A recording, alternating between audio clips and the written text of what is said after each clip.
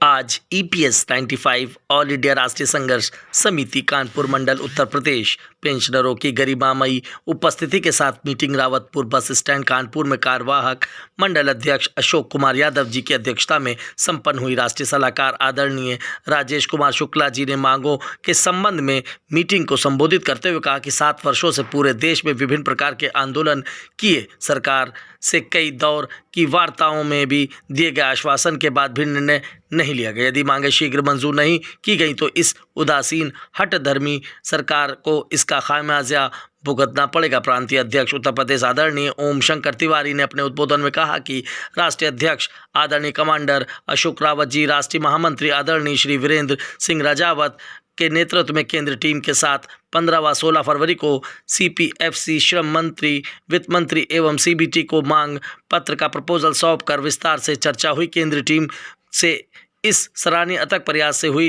प्रगति के संबंध में सभी को अवगत कराते हुए कहा कि चुनाव के पहले सफलता मिलने की पूरी उम्मीद है। यदि मांगे शीघ्र पूरी नहीं हुई तो चुनाव में सरकार को सबक सिखाने का कार्य करेंगे।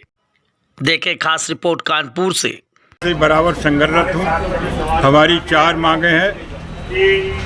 7500 प्लस डीए पेंशन, दूसरी मांग है चिकित्सा सुविधा, तीसरी मांग है हमारी जो लोग इस पेंशन से बाहर हैं उनको जोड़कर मिनिमम पेंशन 5000 रुपये, और सुप्रीम कोर्ट का जो आदेश हुआ है उसको सही ढंग से लागू किया जाए। अगर ये चारों मांगे आपकी पूरी नहीं होती तो फिर क्या कदम होगा? 7 साल से आपने ये अनशन कर रखा है। मैं इन 7 साल में लगातार कई प्रकार के हर प्रकार के आंदोलन कर चुके हैं। अभी हमने दिल्ली में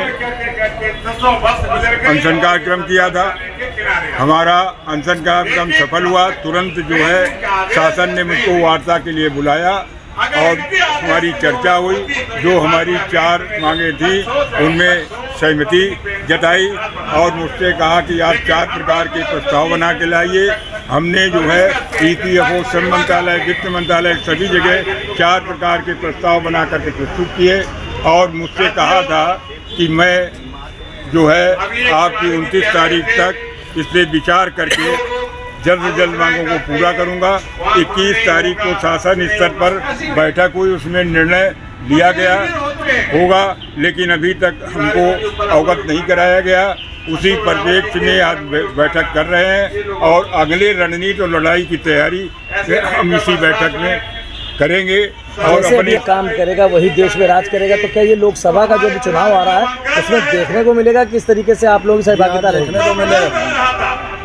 उसमें भी देखने के मिलेगा। हम तो जो है इसलिए रुके हुए बैठे हुए हैं कि हम लोग देश के 75 लाख पेंशनर हमारे साथ हैं, उनके परिवार इसी देश में रहते हैं और उनके पूरे परिवार हैं। हमारे पास जो है कम से कम 22 करोड़ जो वोटर हैं वो हमारे साथ में हैं, क्योंकि 9 करोड़ हमारे जो है ईपीएफ के मेंबर हैं और 75 लाख जो है हम पेंशनर हैं। हम सबके सहयोग से इस सरकार को बनाया है, तो इस सरकार को हम हटा भी सकते हैं। क्या नाम है तुम्हारा? राजेश तिवारी। क्या आज यहाँ पे क्या चीज़ों के बैठक?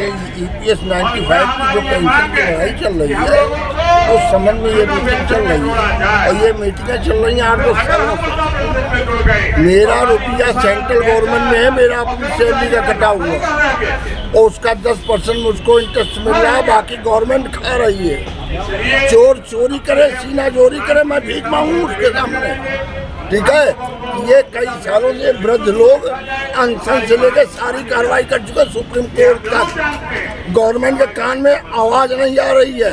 मोदी जी से केवल हाथ जोड़ एक बात कहनी है, अगर आपने मेरा काम नहीं किया तो अब की इलेक्शन में बनारस में आएंगे हम सब और आपको इलेक्शन लड़ाएंगे। इतना बुरा घर घर हम लड़ाएंगे, भीख मांग मांग के तुम्हारे तोते उड़ा देंगे हम।